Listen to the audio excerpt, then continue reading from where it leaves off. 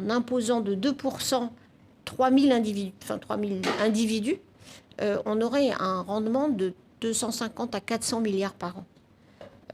Donc il y a de toute façon toutes ces choses qui sont le produit de l'inégalité mondiale entre les pays, mais surtout aujourd'hui à l'intérieur des pays. Le fait d'ailleurs que les gros émetteurs de carbone, quand on regarde ce qui se passe dans les pays, c'est pas le gros de la population, même en France.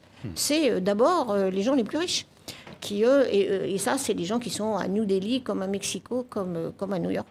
Donc il y a un espèce d'égalité, d'une part, et d'autre part, il y a des flux qui ne payent rien, à la fois parce qu'il y a évidemment encore des paradis fiscaux, et aussi parce que une énorme part des investissements financiers ne les payent pas. Avant de passer la parole à Simon Roger, sur ces taxes éventuelles, ces nouvelles taxes, est-ce que vous avez bon espoir d'arriver à un accord dans les jours, les semaines, les mois qui viennent ? On va lancer le travail, ça va mettre longtemps, ça va être horriblement difficile.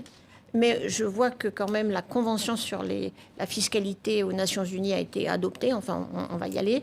Et je pense que c'est un beau défi. C'est pas plus facile que le climat, mais c'est quand même un peu plus limité comme sujet. Mais il faut qu'on trouve de l'argent. Et d'ailleurs, aujourd'hui, j'étais à Berlin il y a quelques jours, et aussi à la Commission européenne, on voit bien qu'il n'y a pas assez de ressources pour financer cet énorme mur d'investissement de la transition écologique. Donc, il faut trouver l'argent où il est. Et pour l'instant, je pense qu'il y a beaucoup de possibilités.